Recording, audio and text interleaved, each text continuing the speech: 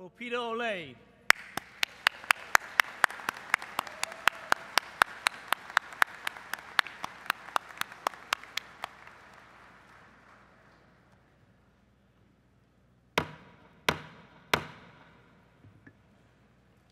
The 94th National Convention will come to order. Ladies and gentlemen, please rise as the national champion color guard from Post 472, Houston, Texas, present the colors. Please remain standing for the singing of the national anthem by Nadine Asbury of Powder Spring, Georgia.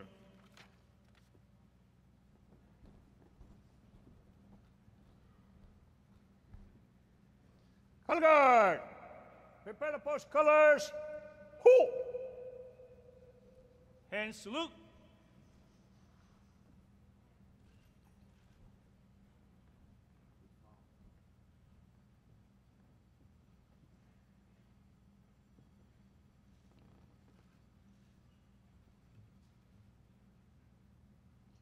Ready?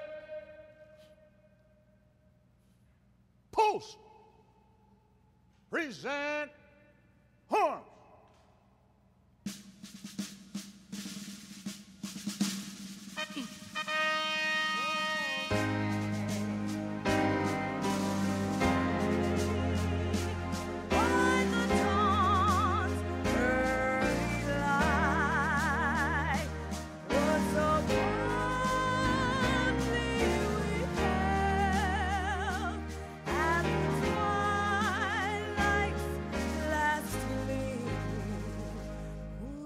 Stripes and bright stars through the perilous fight, o'er the ramparts we watched were so gallantly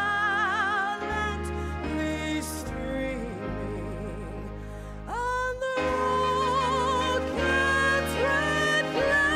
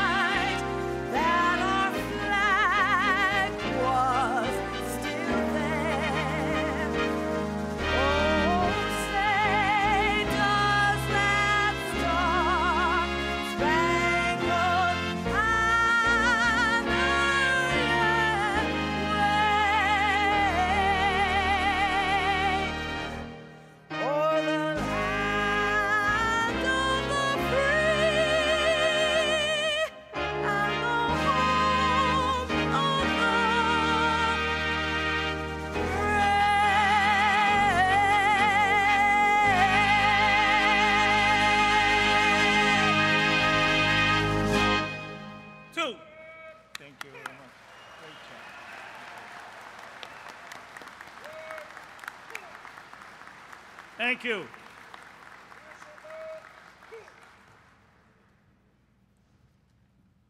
For the invocation, I call on National Chaplain Gerald Terrio of Louisiana. Ladies and gentlemen, please uncover.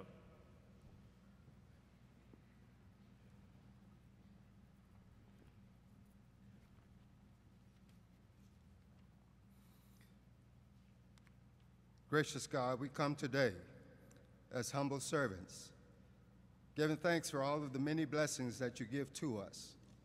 We are grateful for last night's rest and thankful that you have given us the strength to see another day in which to seek to do your will. Give us the courage and the strength to carry out your commandments and to follow in all your ways. Your blessing on the members of this body have been many and mighty, as we strive to ensure that our nation keeps its promises to our veterans, not only in word, but also in deed. Heavenly Father, throughout this convention and thereafter, we ask that you counsel and guide us through all of our activities. Let us always place our trust in you and seek strength through you for service to God and country. Amen. Thank you, Chaplain Terrio. Ladies and gentlemen, National Sergeant at Arms David Louis of New York will lead us in reciting the Pledge of Allegiance. I pledge allegiance to the flag of the United States of America and to the republic for which it stands, one nation, under God, indivisible, with liberty and justice for all. Thank you, David.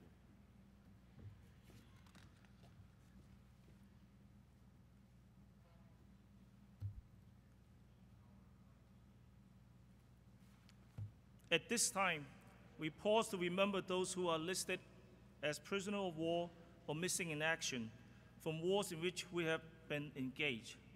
We in the American Legion will never forget them.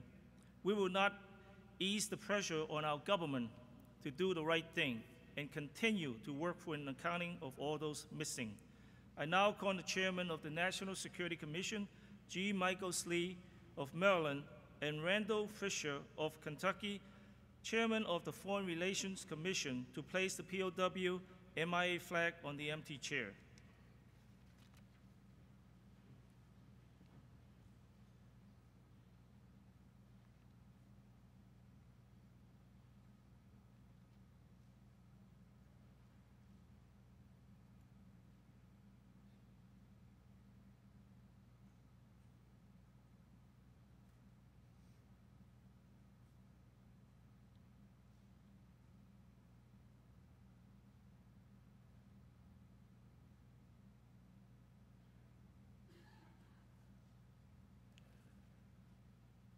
Please cover.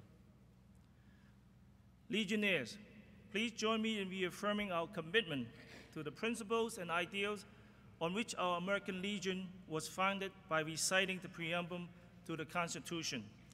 For God and country, we associate ourselves together for the following purposes: to uphold and defend the Constitution of the United States of America, to maintain law and order, to foster and perpetuate a 100% Americanism, to preserve the memories and incidents of our associations in the Great Wars, to inculcate a sense of individual obligations to the community, state, and nation, to combat the autocracy of both the classes and the masses, to make right the master of might, to promote peace and goodwill on earth, to safeguard and transmit to posterity the principles of justice, freedom, and democracy, to consecrate and sanctify our comradeship by our devotion to mutual helpfulness.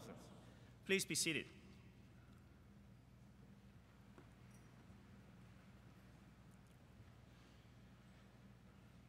Since our last convention, the American Legion had lost two great past national commanders, and veterans had lost some true friends.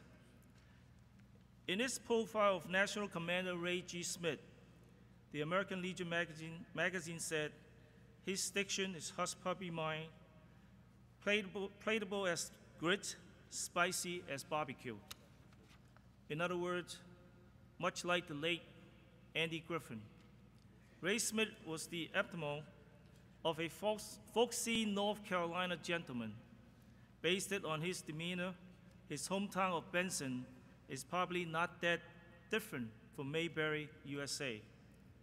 The membership slide is over, Commander Ray would frequently tell audience. Rather than dictate fiat, he convinced members that recruiting can be fun. True to his word, the American Legion grew to more than 2.7 million members during his watch. We miss you, Ray. Someone else that we miss very much is past National Commander William E. Galbraith, who joined Post Everlasting on March 4, a dedicated Legionnaire who always put the Legion up front and above everything else. It's how past National Commander Michael Kogatak described Commander Gabriel. At age 41, he was a young national commander, elected on August 31st, 1967. He visited South Vietnam and returned with a stern warning that politicians should not use our troops on the battlefield for political gain. As one of his final acts as commander, He presented the Secretary of the Army with a $5,000 down payment for a perpetual lighting system over the Tomb of Unknown at Arlington National Cemetery. Membership grew under his tenure, during a very turbulent time in our nation's history. Again, let us remember past National Commander William E. Galbraith of Nebraska. Please join me in a moment of silence for these two great Americans and leaders of the American Legion.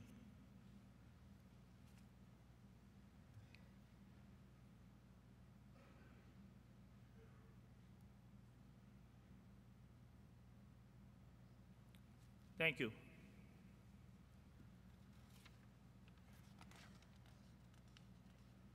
Ladies and gentlemen, we have all been fortunate to be entertained now for many years by our talented and dedicated organist, Peter Olay. From show tunes to patriotic anthems, Peter has played it all. National Vice Commander Larry Sheet, please assume the lectern so I can make this special presentation.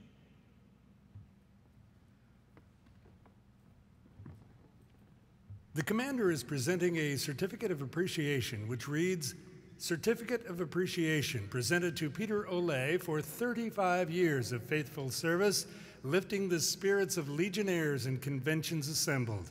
Thank you for your loyalty and your friendship. Presented this 28th day of August 2012 at Indianapolis, Indiana. Attested by Daniel S. Wheeler, National Adjutant, and Fang A. Wong, National Commander.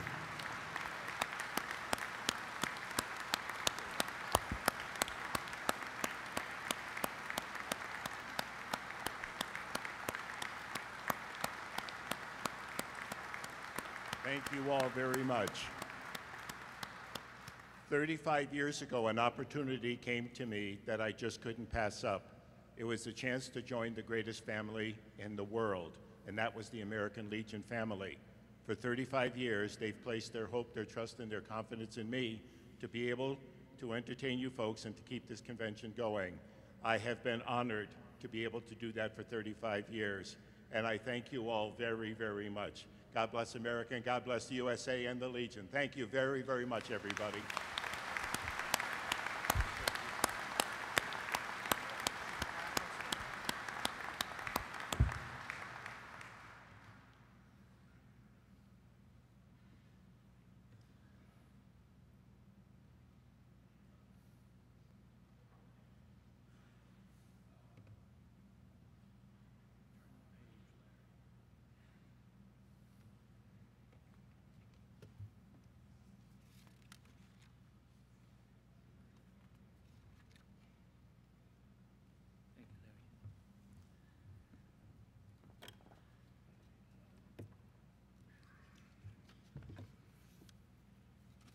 Ladies and gentlemen, as we get our 94th National Convention underway, let us begin with a reminder of why we do what we do. Year after year, in support of this great nation, please turn your attention to the video screen.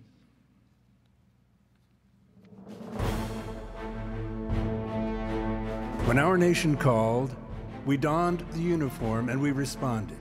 We were there for our nation. When we joined the American Legion, we donned a different uniform. We responded to a different need. We are still here for our nation.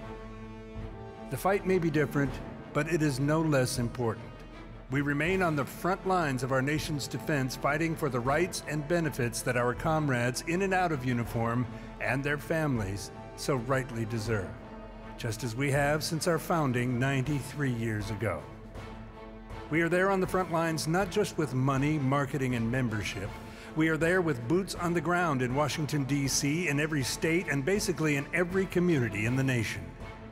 Through our Operation Comfort Warriors, Legacy Scholarship, Child Welfare Foundation, National Emergency Fund, temporary financial assistance, youth programs, and many local and department activities, we provide more than $2 million a year in support to our troops, their families, our comrades, and our neighbors in need. This support is in the form of grants, scholarships, and purchases of needed comfort items. Contributions to these programs are not spent on advertising or administrative costs. 100% of donations are used to fund the programs.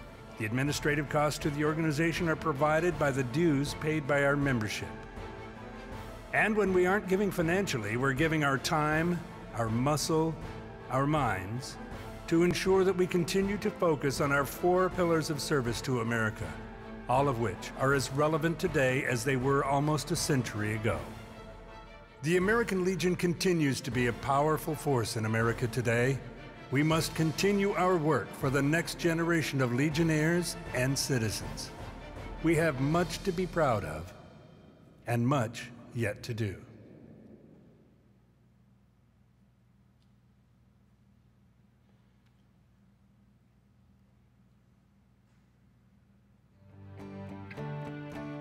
Jose Rene Martinez was born in Shreveport, Louisiana, and grew up in Hope, Arkansas, and Dalton, Georgia, a place he proudly calls his hometown. After high school, he joined the Army as a way to give something back to a country that had already given so much to him and his family. During service in Iraq, a landmine explosion left him with severe burns to over 40% of his body. But during his nearly 3 years in recovery, including 33 different surgeries, JR used his remarkable motivational spirit to lift the moods of other wounded soldiers. He has since become an actor, spending 3 seasons on ABC's All My Children, an entertainer winning ABC's Dancing with the Stars, a motivational speaker, author, and a new father. Please welcome to the stage, JR Martinez.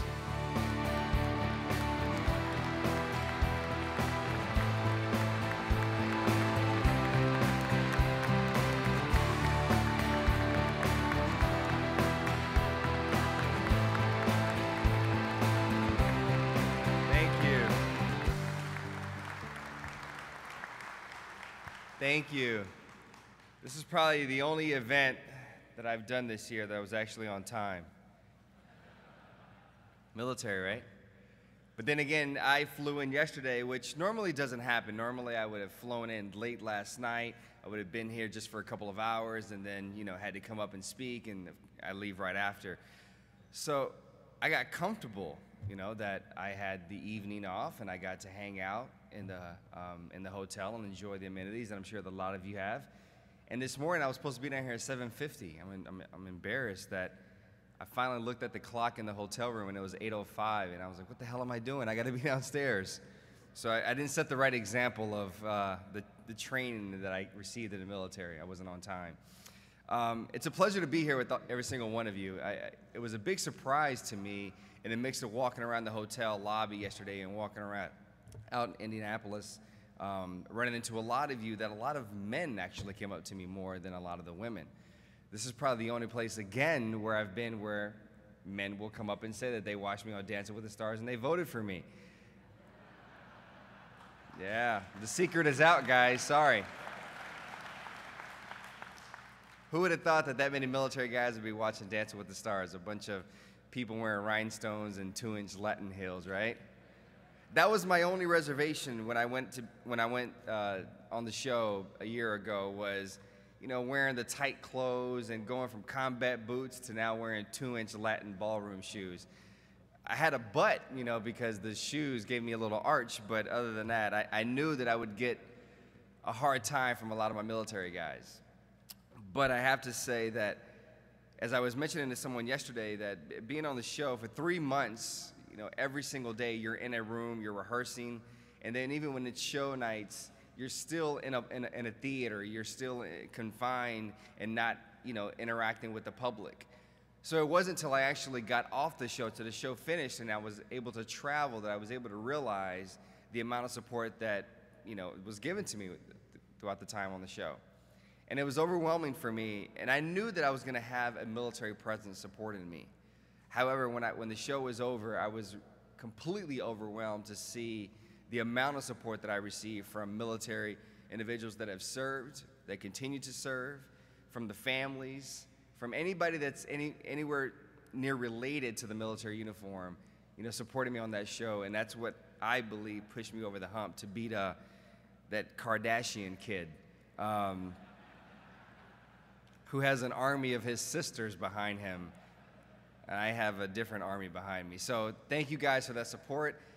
You know, one of the biggest things that I had to get accustomed to and try to figure out how do I handle this is when people come up to me and say, I voted for you 10 times from my phone, and then I would grab my husband's phone and voted 10 more times, then I would grab my daughter's phone and 10 more times, and then I created more email accounts to vote for you. And you look guilty. I feel bad because I think that I should give them, you know, $20 for their data plan from going through all the trouble of voting for me. So I guess I'm giving $60 to everybody I come across, you know, from this point on. But it's a pleasure to be here with every single one of you because of the fact of the meaning of why we're all here, period, and the people we're here for. When I joined the military in 2002, right out of high school, I was 19 years old, and the reason why I decided to join the military were for various reasons. It made complete sense for me at that time. 9/11 happened a few months before. Being raised by a single mother, you know, not having enough money to send me to college, I thought to myself it'd be a great opportunity for me to go to the military, be able to get money for college, to be able to go to college. At the same time, I would be able to travel, to be able to see the world, be independent, be on my own, I'd be able to grow up a little bit. It was a great opportunity, and my mindset was only I was going to do 3 years. That was it, 3 years, and I would be out. So I'd be close to 22 years old, and I'd be out of the United States Army. But right before I joined, in September of 2002, I'd come across a Vietnam veteran from Dalton, Georgia, which I know Dalton is right over there, or Georgia's in that corner, but I know Dalton representatives are right over here. I had met a Vietnam vet, and he told me his remarkable story. And it impacted me in a powerful way. And I remember saying to myself, and not a lot of people know this, but I remember saying to myself, I want to have that same story one day. And so when it came time for me to join the military, I picked 11 Bravo Infantry to be my MOS. And the reason why is because I wanted to have that same story as that Vietnam vet. I wanted to feel like I actually did it. I wanted to feel like I was a part of something. And I remember getting the basic training and actually having a reality check because, you know, I never grew up with a father. My father left when I was 9 months old. And so, you know, for me, when I played sports and, you know, as a kid, you know, it was a great opportunity to hang out with the guys and to be able to go do things that guys do. And it was a great opportunity for me to get away from my mother, you know, which I love. But, you know, I just needed to get away. I needed a break.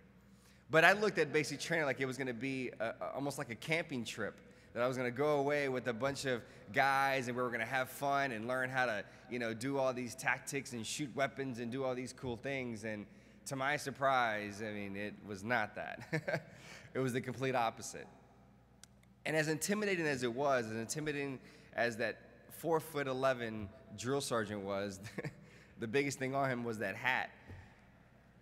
As intimidating as he was and as the things that he said to me kind of made me for a second guess my decision to join the United States Army, once I got into it, once I understood what the military was about, once I understood what we were all part of and what we would all be doing together, my mindset completely changed. When I got out of basic training, which I absolutely loved basic training, but when I got out and I was assigned to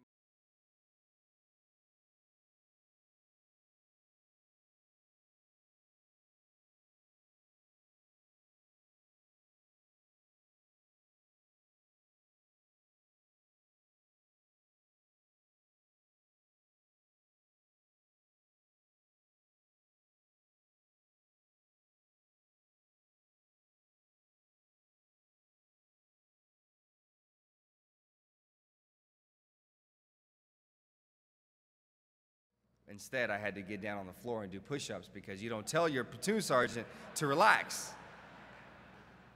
That 1 month off out of basic training really, really messed with my head. I forgot the chain of command and how do you speak to your higher ranking individuals. But here I was. Less than 2 months after arriving at Fort Campbell, Kentucky, I was on a plane with the unit and heading over to the Middle East. 19 years old, how do you really prepare for combat? How do you prepare to be away from your friends, from your family, from freedom for whether it's 1 hour or whether it's going to be 1 year? How do you prepare for that? What movie can you watch? What story can you hear from that Vietnam vet in Dalton, Georgia? What video game can you play that somehow tries to simulate what combat is about? What can really prepare you for what you're about to go through? Well, what prepared me was all the training that I had received. Everything the way I was mentored throughout basic training at the same time, the short amount of time that I was at Fort Campbell before deploying. And I remember being in Iraq at 19 years old, and it was before the war started, and looking to my friends and saying, you know, what are we doing again? Like just trying to catch up and just trying to understand what my job was every single day. But two things that the military taught me to do, I say probably one of the most important things it taught me to do, is it taught me how to adapt and overcome. And it taught me how life will give you the tools that you need in order to be able to do those two things. That in the moments when the rest of the world is panicking, when your enemy is potentially panicking, that's the moment where you adapt and you overcome and you complete the mission. And it kept me focused, and it was something that I did every single day while I was in Iraq in 2003. I just kept adapting and overcoming every single day. And early on, our job in Iraq was to patrol through the southern parts of Iraq to provide security for different jobs in the military. So for a lot of you, you know what I mean, but pretty much our unit would get the orders, and we'd have to escort somebody that was a medic or transportation or supplies to get from point A to point B safely. And I enjoyed doing that because I felt that I was a part of something bigger than myself. I would help these individuals. I was one of the minor parts, but I would help these individuals get from here to here safely, and they would go on about their mission and to be able to provide whatever service they're providing. And I felt good at the end of the night when I was able to put my head down, whether it was on a cot, whether it was in our Humvees, whether it was leaned up against a pole somewhere and you try to close your eyes for a couple of minutes. I felt good about what I was doing. And my mindset all of a sudden changed. And I thought to myself, 3 years? No, I think I want to make this a career. And it was something that I thought about, that I wanted to be like the platoon sergeant that had every single medal, you know, on his uniform, and graduated from every single school, and I wanted to have all those medals. I wanted to go to all those schools. I wanted to be the best soldier that I could possibly be. But unfortunately, on the 5th of April of 2003, that was cut short. Every goal, every plan, every ambition, every thought that I had was blown up into pieces. And what happened that day was we received orders that we had to escort a convoy from the southern part of Iraq up to a place called Karbala, which is just south of Baghdad. No big deal. This was something routine for our unit. So we started to drive, and we got to Karbala safely, and the unit was able to go on and do what they had to do. And when we thought we had to turn around and come back to our camp, we received brand new orders that we were going to have to reroute and go meet up with another unit just north of the city and go secure an area. Well, again, like as I said, the military taught me even more about adapting and overcoming, and this was a small example of doing that. So we look at a map, and we figure out a way we're going to get to this new area, and we start to proceed. I was the driver of the Humvee. There were 3 other soldiers in the vehicle with me. And I remember I was the 3rd vehicle in this convoy, and the first 2 Humvees turned onto the paved road, and then I turned onto the paved road.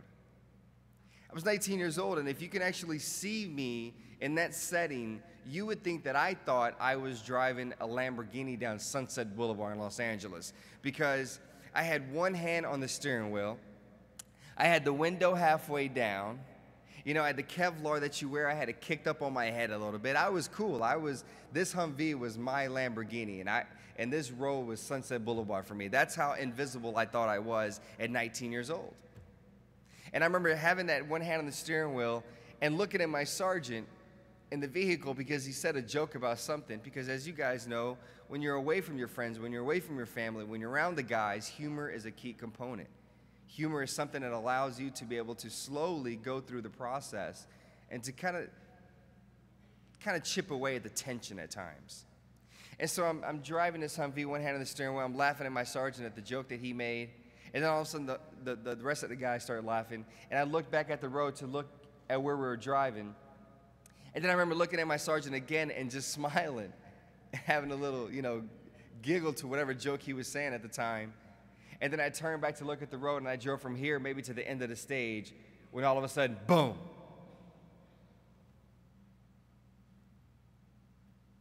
my world completely changed.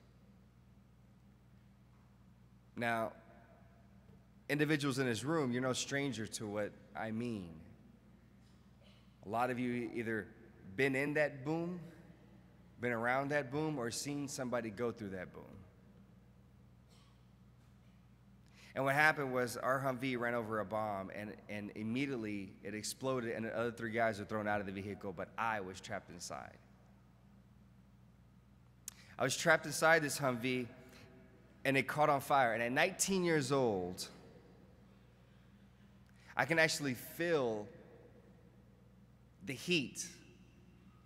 I can actually see my hands right in front of me and see them change in a way that you only see in those high-budget Hollywood films that we all pay $14, $15 to go see. Or that one time a year when you and your friends or your family members or your grandkids or your kids get creative and they want to dress up like their favorite scary character, and they put on the makeup, they do all this work to look the best that they possibly can, but when the party's over, they're able to wash their hands and their hands go back to normal. Me, on the other hand, my hands weren't going back to normal, and I literally thought and felt that my life was going to end there.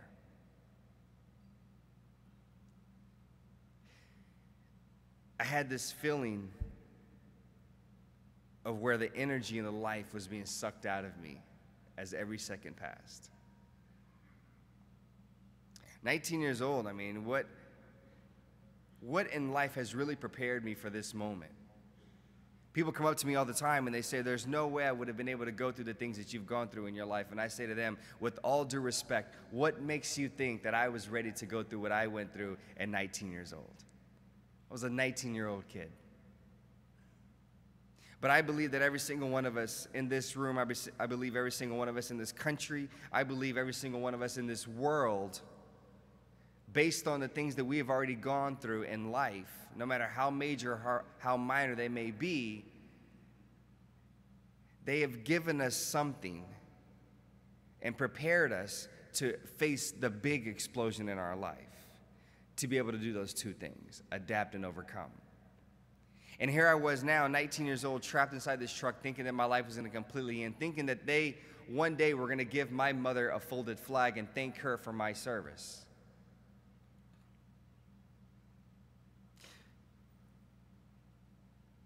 We all have that reserve tank. And that reserve tank for me kicked in, and I wouldn't give up. I wouldn't give up, and I wouldn't just give in to the fire, to the explosion, to the smoke.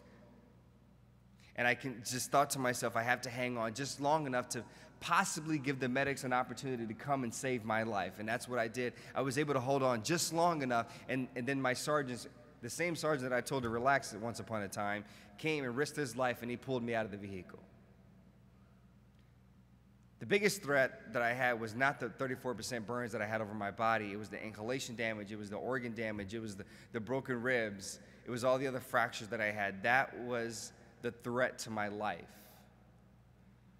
I immediately fell into this coma, and then the medics intubated me at a local medic station set up in Iraq, and then from there I went to launch tour like a lot of service members do. And then from there, once I was stable, they brought me down to Brooke Army Medical Center in San Antonio, Texas. And 3.5 weeks after I was injured, I came out of this coma to a voice of a man that I had never heard before. And this man is saying, Martinez, if you can hear me, open your eyes. I slowly open my eyes, and I see a room full of men and women wearing green scrubs, doctors and nurses, and then I see my mother standing at my side. He starts to ask me a simple question, do you know where you are? And of course, my answer is Iraq, and he says, no. He says, you're actually in San Antonio, Texas. Do you know what happened to you? Vaguely. Well, let me explain. This is what happened to you. He repeated the same question. Do you know where you are? I'm in San Antonio. You just told me that.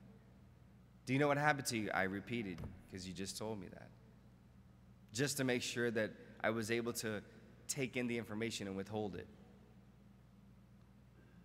The next day, that same doctor comes into my room, and he walks into the foot of my bed, and it was around 7:30 in the morning, and he walks in and he starts to tell me what the new plan is going to be. He starts to tell me what the plan and my recovery is going to be. He's telling me that in a lot of ways, I don't have necessarily control of the situation. That I have to trust him and his staff that they're going to do the best that they can to get me back on my feet. And he starts breaking it down for me how at 7:30 in the morning, my nurse will come into my room and my nurse will feed me. Then after my nurse feeds me, then my nurse, with the help of another nurse, will put me on a shower bed and then take me to the shower and bathe me. After my nurse bathes me, then he's going to bring me back to my intensive care room and continue to do my treatment and apply creams and dressings and all these things. And he kept going on and on and on about what the rest of the day is going to be like. And I blocked them out. I blocked them out because I thought to myself, I'm 19 years old. And I remember just the other day being a young, strong, independent 19-year-old, and now I'm a 19-year-old baby because I couldn't dress myself. I couldn't get up and walk to the bathroom by myself. I couldn't pick up the remote and change the channel by myself. I couldn't feed myself. I couldn't bathe myself. I can do nothing. And now I have this doctor telling me that at 7:30 in the morning, a nurse is going to feed me, and then right after that, a nurse is going to bathe me. But I'm 19 years old, so I start to think, this might not be so bad after all. Just saying. Let's not forget that I'm 19 years old. It's a key number in this story. Because, Hollywood, as much as I enjoy it and we're all entertained by it, and I know that I'm in it, a lot of times I don't like Hollywood. And I don't like Hollywood because of this reason. I was 19 years old and my mind went to this different place of creating this storyline in my head while my doctor's preparing me for the rest of the day. And I'm thinking of this nurse. What is she going to look like? How tall is she going to be? How young is she going to be? Because in Hollywood, when the nurse comes onto the screen and walks into the hospital room, she's pretty gorgeous. And usually what happens in the storyline is the patient and the nurse, all of a sudden they have this chemistry, and before you know it, they fall in love. And then when the patient's released from the hospital, she goes with him because now they're a couple, they later get married, they have kids, they have a great life. That's where my mind went. I'm thinking of this girl that one day is going to be my wife and the mother of my children. This might not be so bad after all, because at the end of the day, and guys, don't laugh, because if there's a woman sitting next to you, you will be in trouble. But what man does not want to be fed and bathed by a woman? Just saying. I was 19 years old.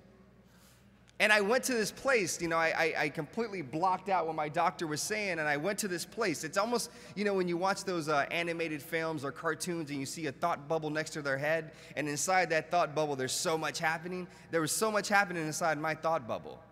Is she going to kiss me between treatments? How's it going to work?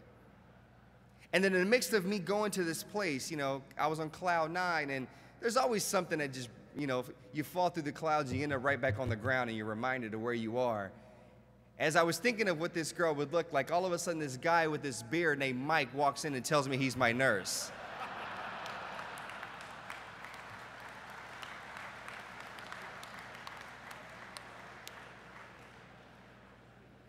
I jokingly tell people that's when the real depression and anger kicked in. What do you mean you're my nurse? I'm your nurse. You're not what I thought you were. What'd you think? Well, never mind. I've heard that before, he says. I'm sorry. This guy was 6 foot something, had long hair under his gear. So as I jokingly tell people, Mike saw a side of me that a lot of people haven't. Depends on how many cups of coffee you are in this morning, you will get that now. Some of you will get that later. It's okay. Just think about it. But it was hard. It was difficult because a week after I came out of my coma, I pretty much made a request, and I said that I wanted to see my face, I wanted to see my body, and it was one of those things that it was difficult at 19 years old to be able to see the new me. The new me that was essentially on a plate and said, here, you're going to have this. That's not what I ordered. Sorry, this is what you're going to have. And I had to implement those two things that the military even more emphasized. I had to adapt and overcome. But before I even got to that stage, I fell into this deep depression and anger because I looked at myself and I said to myself, there's no way I can live like this. And finally, one day I was asked to visit a patient about 7 months after I was injured and try to help him in some way, shape, or form. And I refused, because I thought to myself, I'm not qualified. That's not my job. I'm a patient. Just go in there and talk to him. And I finally accepted the challenge, and I went into this gentleman's room, and I spoke to him. And I spoke to him for about 40 minutes. And after that short conversation, I was able to walk out of his room feeling like I did something, feeling like I had significance, I had purpose again. Because what the military did for me when I joined in September 2002, it gave me something to be a part of. When my injury happened on the 5th of April of 2003, that was taken away. I felt that I had no purpose. I felt that I had no significance. I felt that I had something to be a part of, something to help, something to do. And visiting this young man gave me that opportunity again. And so that's what I did for the next 2.5 years while I was recovering at the hospital. I visited patients every single day in the midst of my own recovery and just trying to essentially be a cheat sheet, a cheat book to the recovery of burn care, of trying to help them when it came to their mindset, their mentality, their attitude. And by doing these things, I found what I believe is my real purpose in life. I was able to start getting the idea that I wanted to be a motivational speaker, that this is what I wanted to do with the rest of my life. I wanted to be able to share, to be able to use my platform, to be able to educate not only other service members and their spouses, their family members, their friends, but people in the country, that other, as they say, less than 1% serves in our military. That other percentage, I wanted to educate them on who we are, what we're about, what we do every single day. And then by doing that, all of a sudden I fell in love with this opportunity, and I knew that I was serving in a different capacity. My 3-year term was up in 2006. But as I tell people, when I got out of the military in 2006, my captain came up to me and he said, Martinez, don't leave, don't get out, stay in the Army. And I said to him, sir, with all due respect, just because I'm giving you my M16, just because I'm giving you my camouflage uniform, does not mean I cannot continue to serve. My new scars are my uniform. The words that come out of my mouth and my experiences, that's my new weapon. And I can be just as impactful outside of the uniform than I was in the uniform. And that's what I've done. I've taken it upon myself to use my platform that I've worked hard to receive, but at the same time was given to me, to be able to use that to be able to educate the world. It's great when I go to these speaking engagements and, everybody brings me in, and they want me to talk about one aspect of my life or another, and majority of it is Dancing with the Stars. And I talk about dancing, but when I start telling people about facts and numbers and statistics about when you talk about less than 1% serve in our military, when you talk about, unfortunately, the suicide rate of this year, when you talk about in the nation, the big conversation is unemployment. And in the nation, sometimes it reaches 9%. When you talk about our service members, it reaches 13%. When you talk about between the age of 18 to 24 within a nation, it's 13%. Within the service members community, it reaches 36% at times. The room gets really quiet after a while. And it's no longer about the 2-inch Latin hills and the rhinestones and the great dance you did on Dancing with the Stars. It becomes facts and it becomes life of how me and everyone in this room and everyone in this country can do a lot more to take care of our men and women and their families. And how every single one of us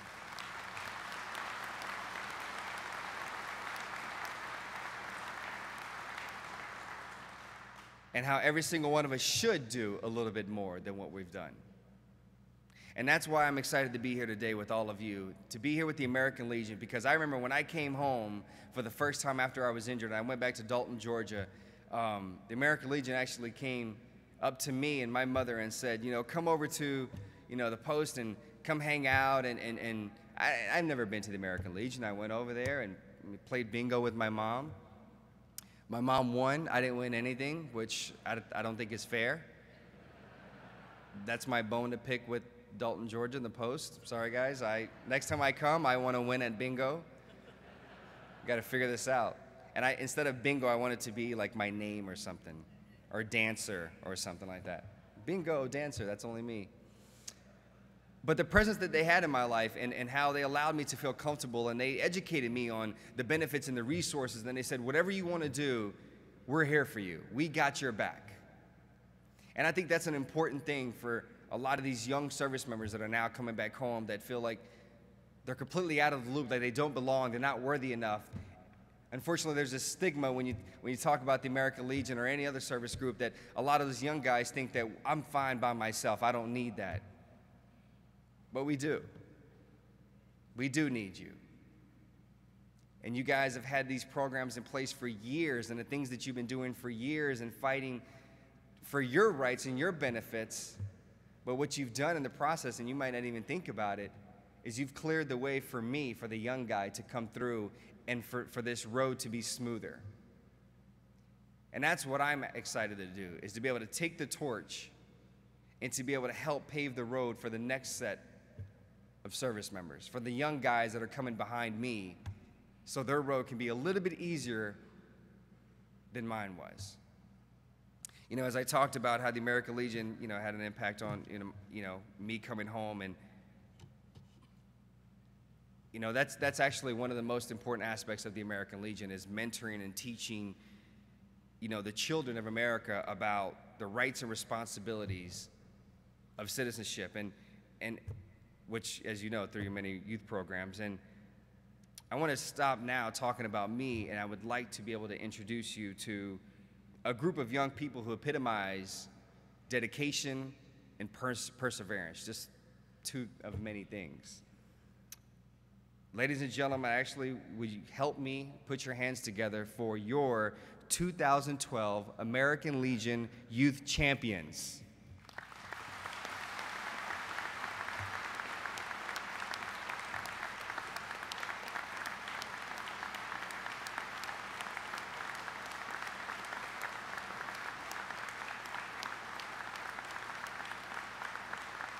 Tuscaloosa, Alabama is home to the 2012 Boys Nation president. He hopes to attend the University of Alabama or Princeton University and pursue a career in music or business. He's sponsored by Tuscaloosa Post 34. Please welcome your 2012 Boys Nation president, Jonathan Hess.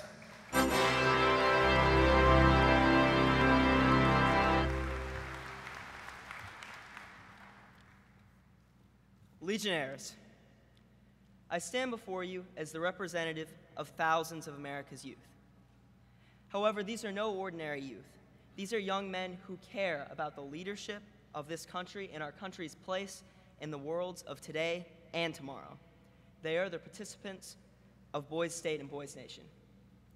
If these youth were with me today, they would tell you first about what they learned. The Boys State and Boys Nation programs show government through doing, not lecturing or teaching. In 1 week at Boys State, hundreds of boys created staffed and operating state governments. Political parties shaped their platform, presented their candidates. These candidates, once elected, wrote new laws in the legislature, created new policy in the executive branch, and ruled on cases in the courts. The Boys Nation program explained government even further, detailing the operations of the U.S. Senate, examining nationwide issues, and teaching tolerance and compromise in a way our legislators on Capitol Hill could only hope to achieve. But the true benefit of Boys State and Boys Nation lies not in the information learned, but in the experiences and the friendships gained. Boys State participants who knew little about politics before the program now debate public policy to this day with their fellow Boys Staters. Participants in both programs made friendships that will last a lifetime. And perhaps most importantly, all those who attended Boys State and Boys Nation left with a sense of patriotism, citizenship, and duty to our great nation. I and all those whom I represent remain indebted to the American Legion. First, for your service to our country, even under fear of death, but also for your commitment to enriching us, America's youth. The Boys Nation program is often described as a week that shapes a lifetime. I say it is a week that moves the hearts of thousands, a week that inspires a generation, and through us, a week that shapes our nation. Thank you for your service, and thank you for providing for the future of the United States of America. Thank you.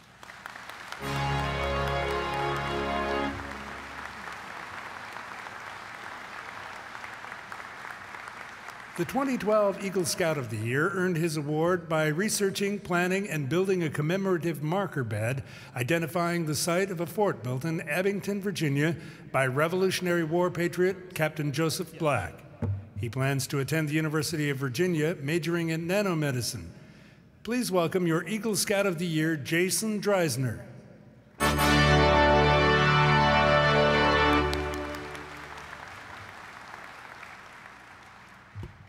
I can only hope to speak as well as the gentleman.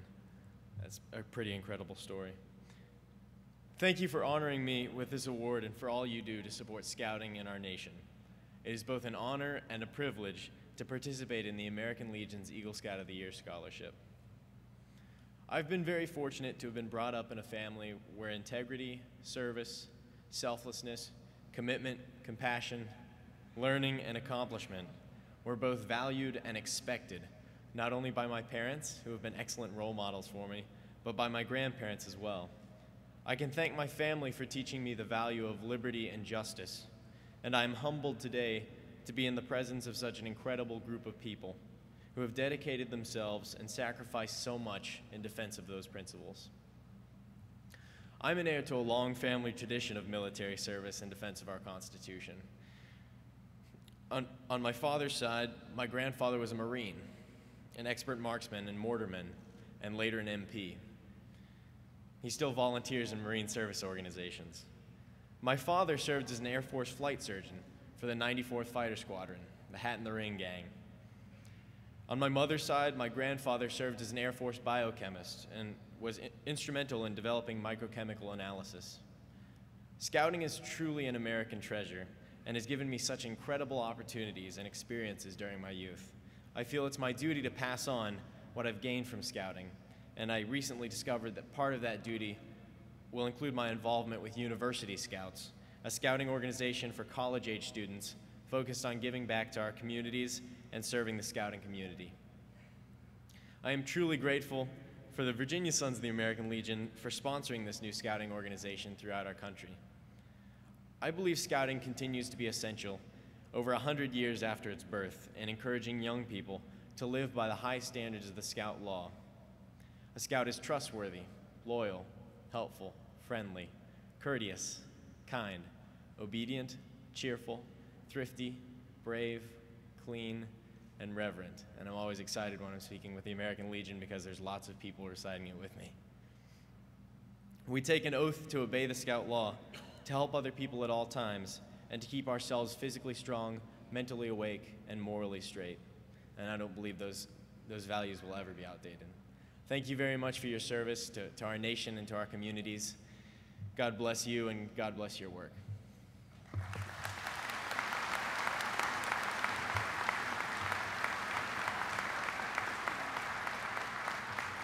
In competition in Colorado Springs a few weeks ago, our next two youth champions took top prize in the 22nd Junior Air Rifle Championships.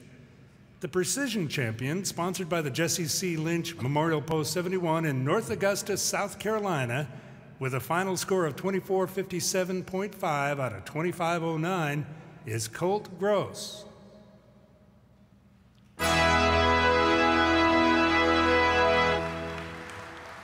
Good morning, American Legion. 3 years ago, when I walked into my NJROTC classroom my freshman year in high school to begin my rifle team career, I never would have imagined it would have taken me this far. Not only has it taught me marksmanship, being in this program has taught me self-discipline, self-control, and attention to detail. I'm so honored to be here speaking in front of you all this morning.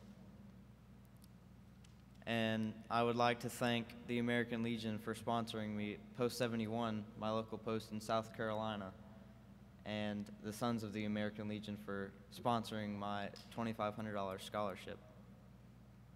I love this sport, and I intend to keep on with it to hopefully help me get into a college and probably make a career out of something like this. I would like to thank my parents, because I wouldn't be here if it weren't for them, especially my mom for loving me and being here with me today. I would like to thank my high school NJROTC and my retired NJROTC instructor, Captain Dave Myers, and my rifle team coach for 3 years. He taught me everything I know about the sport. Last, I would like to thank God for allowing all of us to be here and get here safely. He is the reason that we are all here and the reason that I continue to shoot on.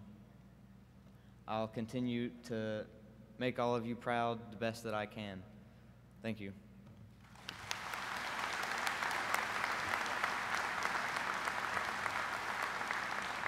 The junior shooting sports champion in the sporter category is from Los Lunas, New Mexico, sponsored by John P. Elliott, Post 85. Finishing with a final score of 2330.2 out of 2509 is your next youth champion, Cody Sanchez.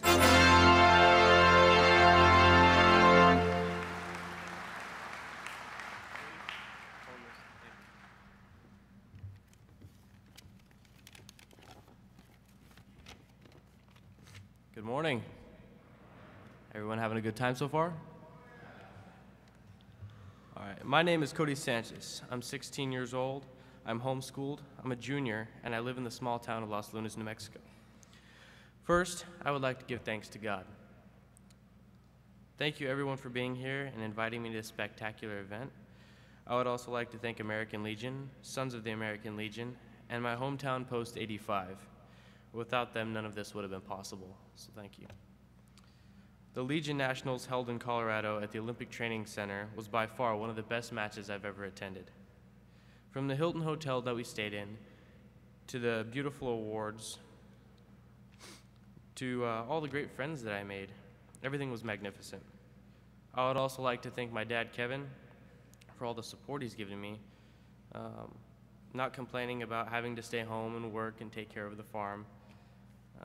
But he stays there and supports me so I can one day reach my goal of winning the Olympics. Dad, you're a great person. Again, thanks for all your support. And one day I'll be paying you back to fulfill your dreams. I would also like to thank Joel Martin for getting me started and showing me the basics in shooting, as well as Thomas Shaver. She first introduced me to shooting. One day while at our store, she came by and asked if I would like to go shooting with her grandson, Devlin. I decided to give it a shot. No pun intended.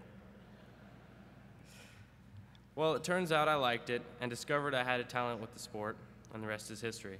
Today, I'm ranked #1 sporter shooter in the nation, winning 3 national titles in the past 3 months: the NRA Nationals, the 3-position Junior Olympics, and the American Legion Nationals.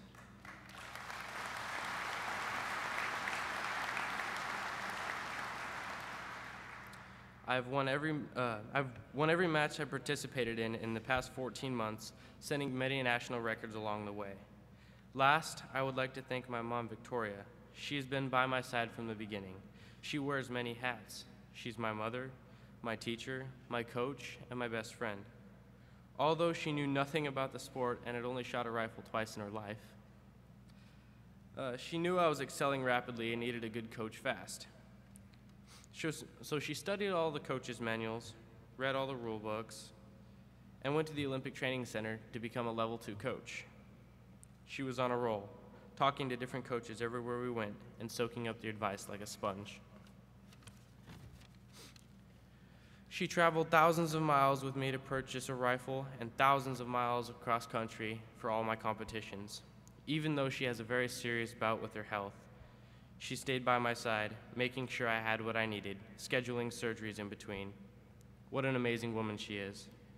Mom, I love you from the bottom of my heart, and I can't thank you enough. Mom and Dad, can you please stand so you can be recognized?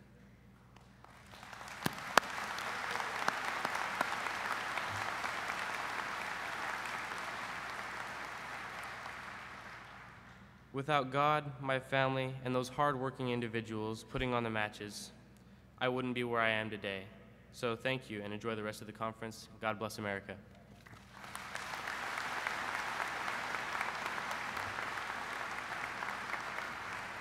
"53 young competitors gathered in Indianapolis for the 75th National Oratorical Scholarship Program this past April.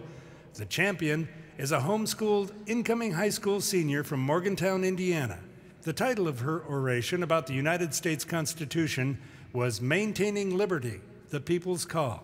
Please welcome Rebecca Fraser.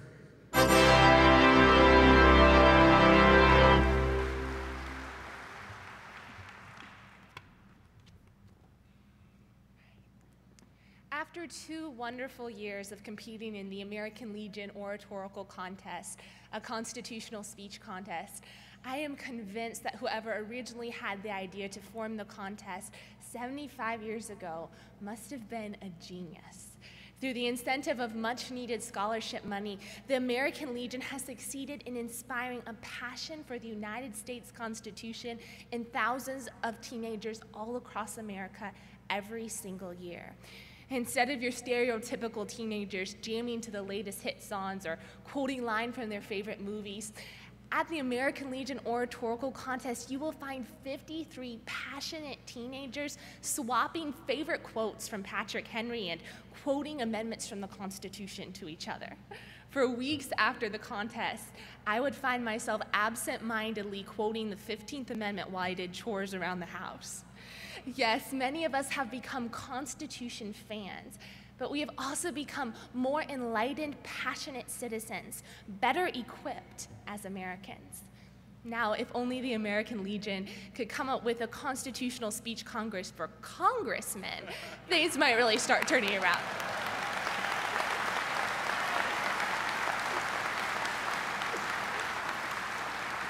But in reality, the Constitutional Speech Contest is turning our nation around today by changing my generation, a generation that will be in Congress 20 years from now.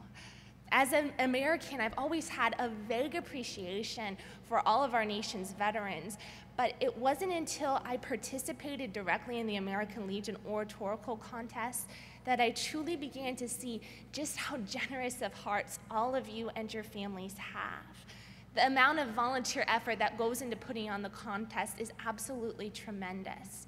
Especially Legion members from my post, district, zone, and state made an incredible impact on me by treating me as if I were their own daughter or granddaughter, supporting me, calling me, encouraging me, showing up at so many of my different competitions.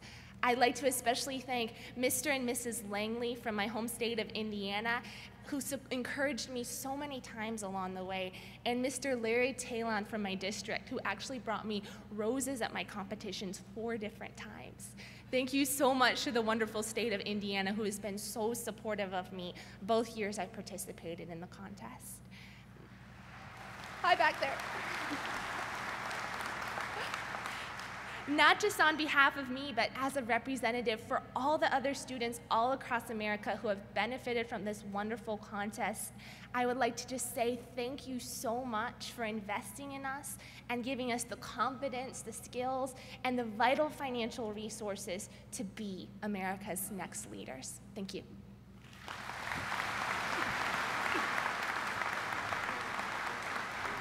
Ladies and gentlemen, your 2012 American Legion Youth Champions.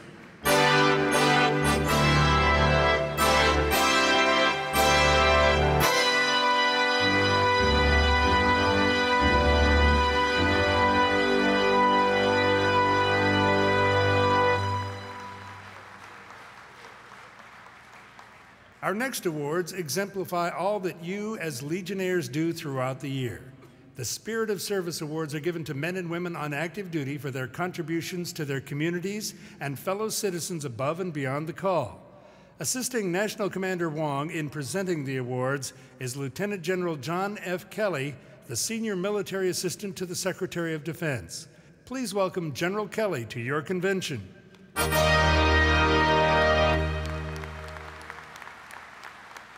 Our first Spirit of Service Award recipient contributes countless hours to a number of organizations in his community surrounding the Aberdeen Proving Ground where he is stationed. His support of bonus stage marathons has raised nearly $10,000 over 5 events for various charities. Many of his weekend hours are devoted to supporting the local League of Dreams program for special needs children, Special Olympics, Habitat for Humanity, and many other citizens and organizations. Please show your appreciation to Sergeant Joshua Boudreau, United States Army.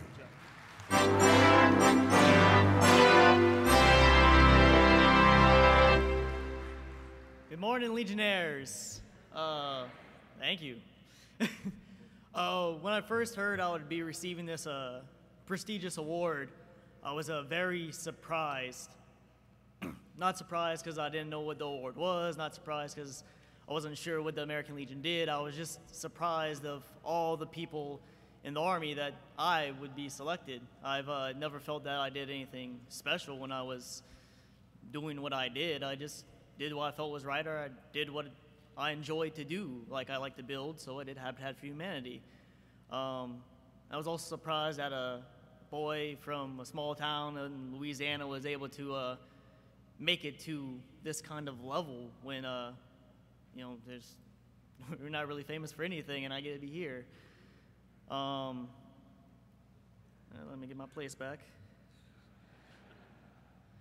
But I do want to thank the American Legion as a whole and the National Committee for realizing what I did. I mean, once again, I never thought I've done anything special, but it's always interesting to see how people see things in me that I've never even imagined to see, that they see the greatness or just my achievements where I just kind of blow past them and say, just did what I did because I wanted to do it.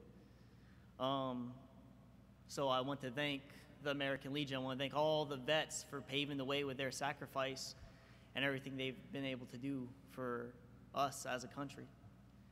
I want to thank my parents and my family for instilling the spirit of giving in me. They always did what they felt was right, and they always helped out whoever they could, and that was passed on to me.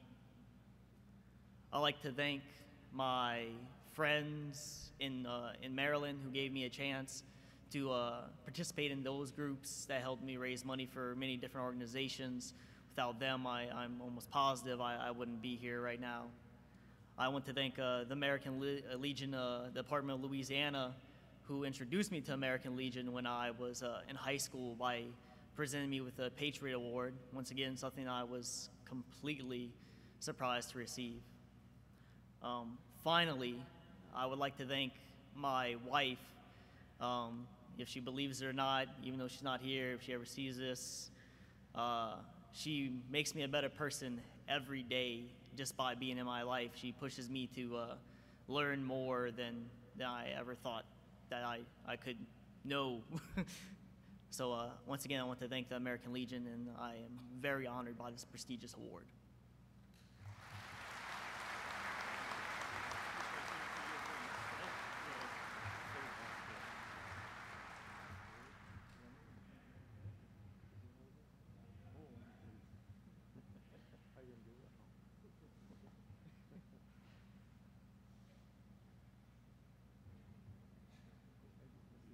Our next recipient is a volunteer coordinator for many events with the Ronald McDonald House and devotes many hours with Meals on Wheels, Habitat for Humanity, Adopt a Highway, and many cultural and charitable programs in and around his duty station at Pearl Harbor, Hawaii. He is an active role model for young students at a nearby elementary school.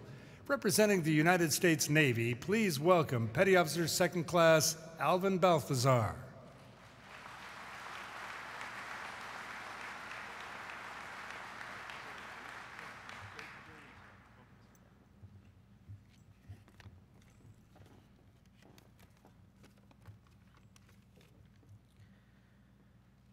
No words come into mind to describe this momentous occasion of being named the Spirit of Service Award winner for the United States Navy. Everyone here should know that I pride myself on strongly impacting my community and giving back to those in need. At 25, I could have easily kept busy updating social medias and the latest fashions. But my philosophy was that I could apply the same time and energy to positively affect the people and community. I know that one small act of random kindness can lead to a more loving world where selfishness will run in abundance. My heart is overjoyed whenever I'm feeding hungry children, driving nails into wood to build shelters, cleaning highways or playgrounds, and representing America's finest Navy doing so.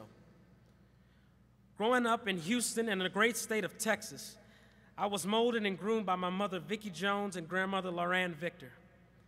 Meemaw, thank you for the countless times that you took with me to school, the late night, constant clutters homework assignments, you giving me your last sometimes just to see me smile.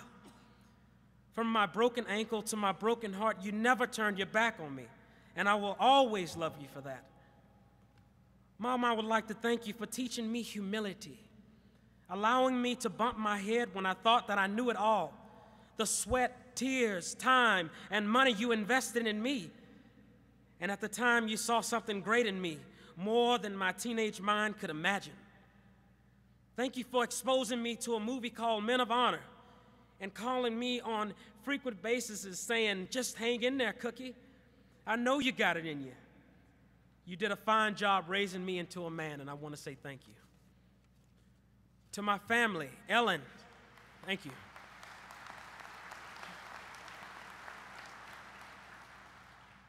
To my family, Ellen, Rhonda, Renee, Gregory, Brenda, JC, Leonard, Mary, Ray, for always showing me unconditional love, thank you. To my late grandfather, Eddie Balthazar, for taking me to the donut shop, bragging to all the elders about my accomplishments, thank you. To Senior Chief James Hastings, George Banks, for taking the time out to submit me for this award. Thank you. For those who have gone before me to defend freedom and democracy around the world, thank you. To my children, AJ, Brianna, for giving me the strength to don that uniform on every day when I'm tired, sick, not driven, or unmotivated, knowing that if I give 100%, they will always be taken care of. Thank you. To my wife, Ashley, who always encourages me to aim for the top regardless of what others might say or think. You are truly an inspiration to me, and you embody what true love really means. Thank you for falling for a country boy from Houston, Texas. I love you, babe.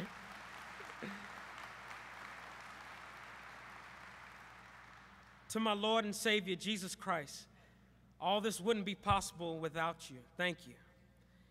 Lastly, to you, the audience, for listening. Remember that one small act of random kindness can lead to a more loving world where selflessness will run in abundance. I challenge not only you, or you in the back, but all of you to make a difference. The world is counting on you. Thank you, and Hoo-Yah Navy.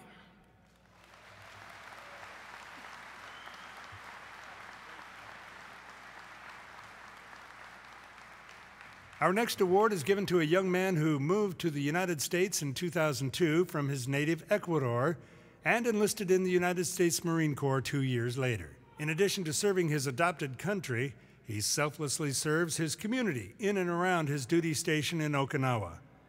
He is active with the Boy Scouts, a children's orphanage, and teaching tennis to children both on and off base. Please give a rousing Marine Corps welcome to Sergeant Juan Vallejo Munoz.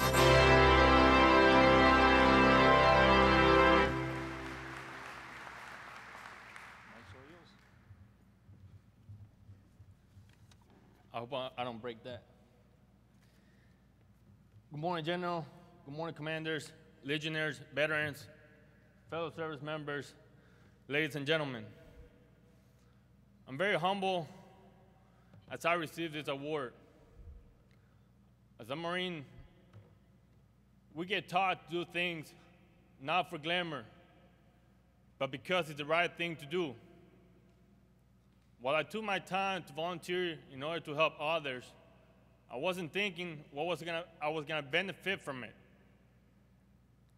but what I could do to service others. As humans, we have the capability to do great things, amazing things, for the sake of someone or something other than ourselves.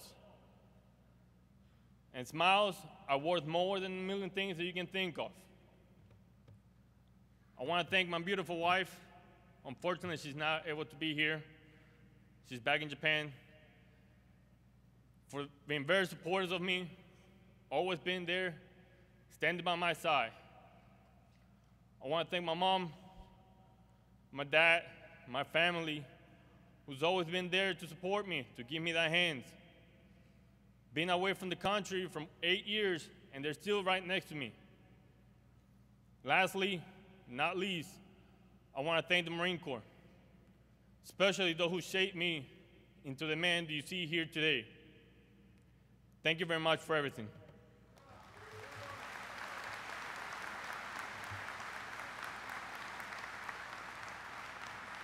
Our next recipient is active as an organizer and mentor for the Drug Education for Youth program established at Kings Bay Naval Submarine Base in Kings Bay, Georgia, where he is stationed.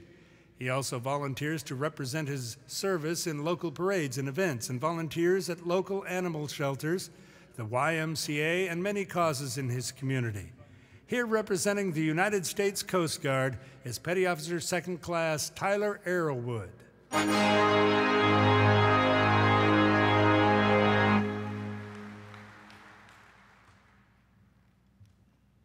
Morning, everybody.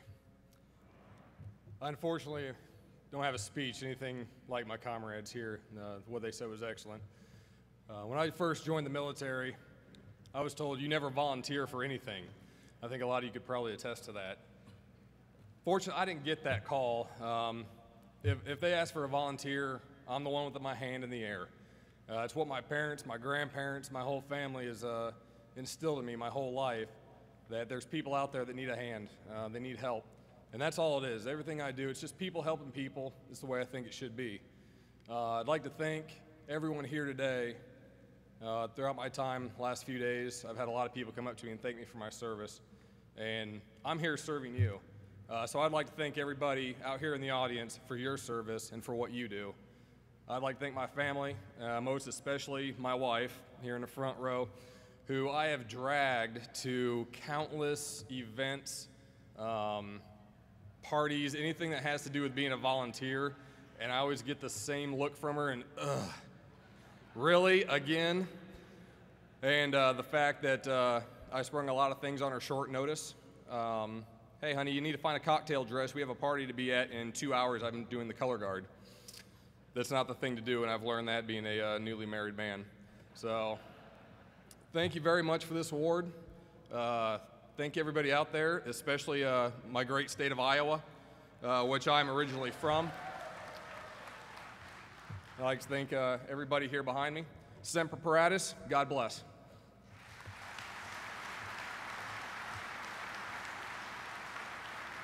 While stationed in the Washington, D.C. area, our next recipient spent many hours honoring our fellow veterans through volunteering to clean up and restore many of the memorials, including the Vietnam, Korea, and World War II memorials. He has devoted his talents and time to conduct and participate in numerous fundraisers, and he is a mentor and role model through programs such as Ronald McDonald House and the TAPS program, and in youth sports programs. Please congratulate our Spirit of Service Award recipient representing the United States Air Force, Staff Sergeant Chris Pearson.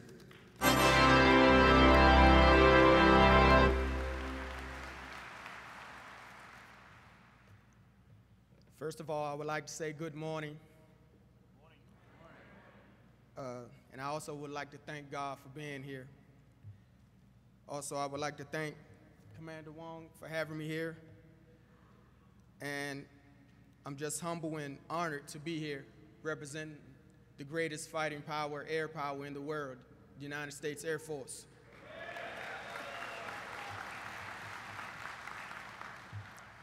To all American Legion members, I just want to say thank you This weekend has been great. I done heard so many great stories from so many different services. It's just great to see that all services can come together and be proud, have a good time, and smile. How would I rate this weekend? I would say I would use an Air Force core value, service before self, in which me and my comrades in the back here have all shown. And in this room, everyone has shown service before self.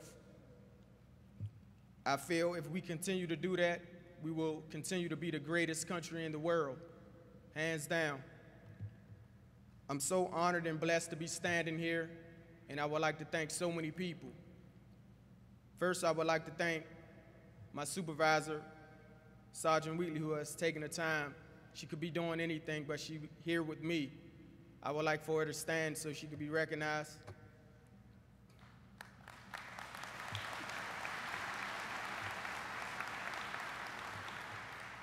I also would like to thank my wingman for being here.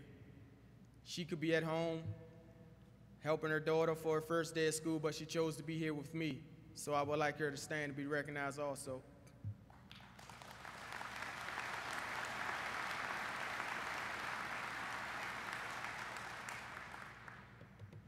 As my mind goes through so many thoughts right now, and I look out into the audience, I'm just honored and so blessed just to be in a room full of our heroes, past, present, and future.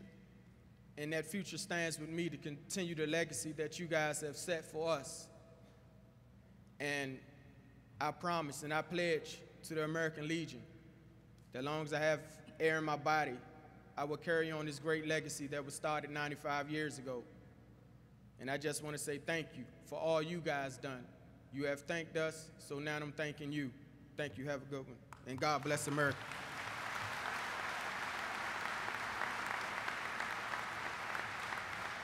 Ladies and gentlemen, please show your appreciation to the 2012 American Legion Spirit of Service Award winners.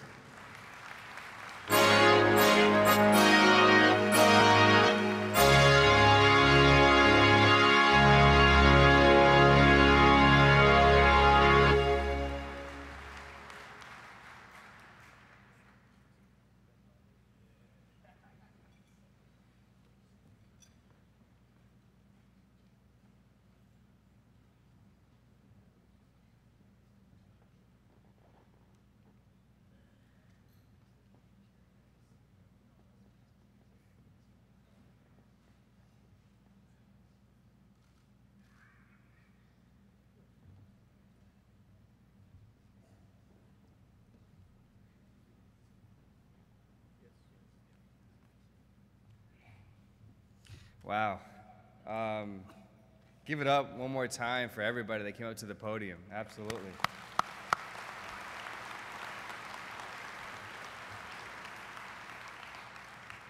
They told me yesterday, we did a little rehearsal, just so that way everybody knew where you were going to be. And once I became an actor, that's the only way I operate now, is you got to tell me where to go, tell me what to do.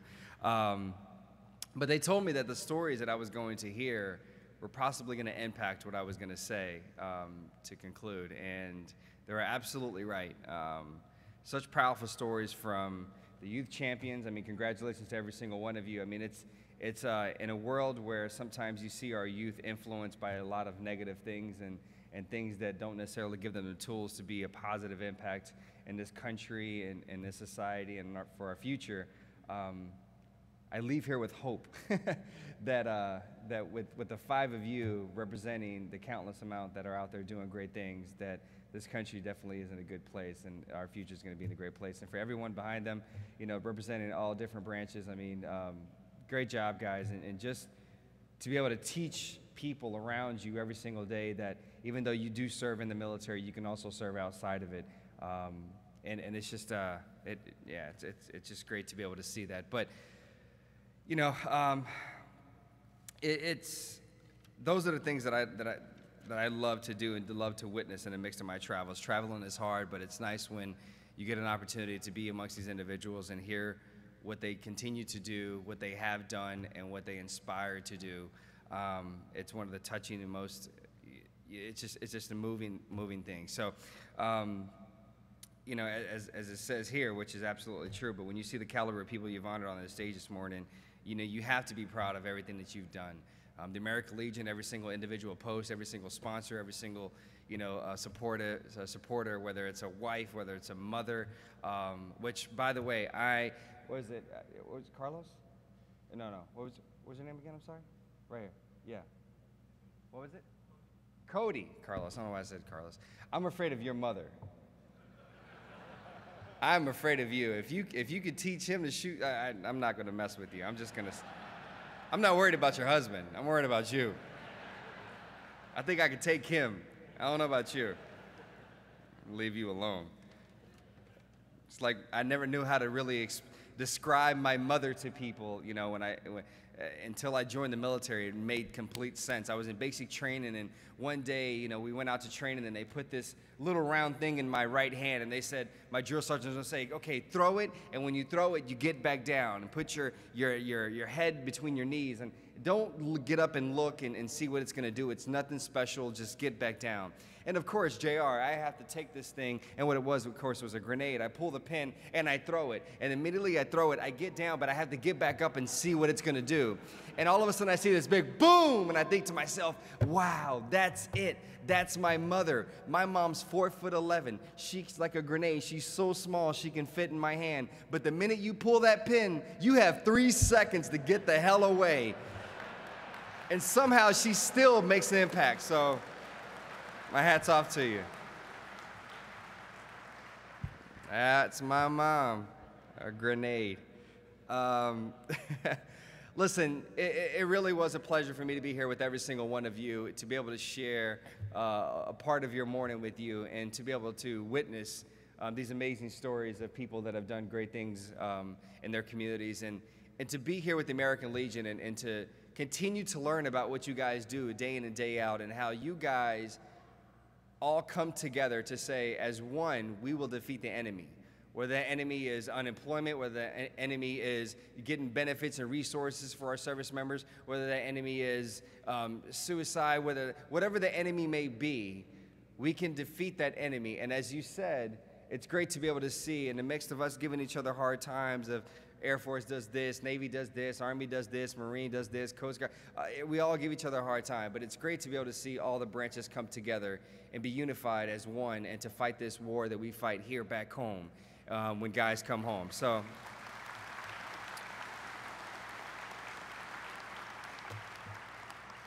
now I want to thank you again for the opportunity, being a great audience, and just seeing the magnificent group of individuals you have honored here is proof that what you are doing is relevant, and it's good, and it's making an impact in a positive way. And sometimes in life, we love to see reward, but reward is not necessarily seen immediately.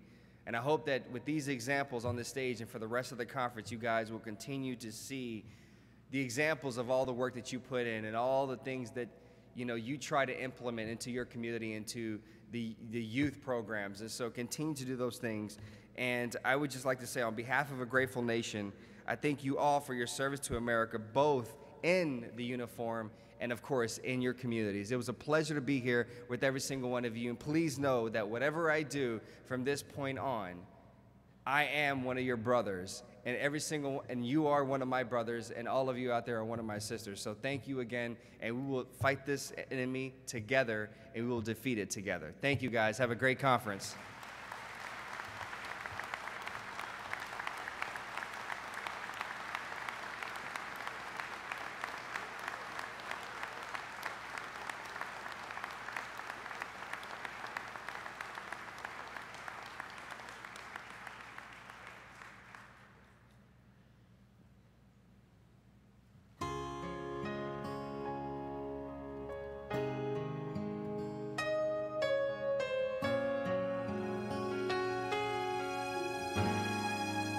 The road is long, with many a winding turn that leads us to knows where, who knows where, but I'm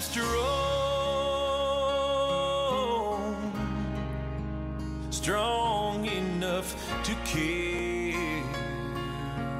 him. He ain't heavy, he's my brother, so on we go. His welfare is my concern, no burden is he to bear. We'll get there, for I know he would not encumber me. He ain't heavy, he's my brother. Oh, and if I'm laden at all, I'm laden with sadness that everyone's heart isn't filled with the gladness of a love, sweet love for one another. It's a long, long road from which there is no return. While we're on our way to there, why not share?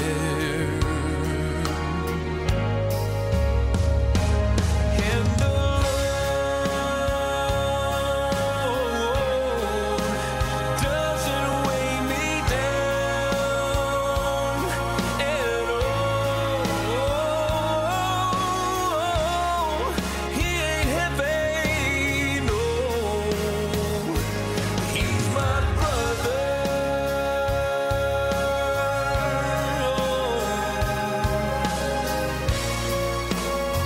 Oh, oh, oh, oh. And the Lord doesn't weigh me down at all.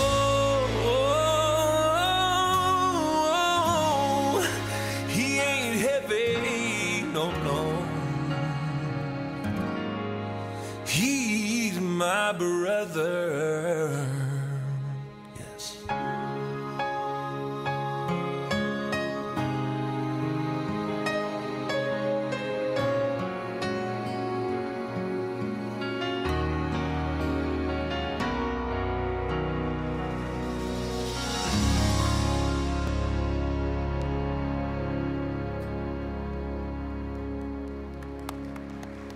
Ladies and gentlemen, Michael Peterson singing, "He Ain't Heavy, He's My Brother."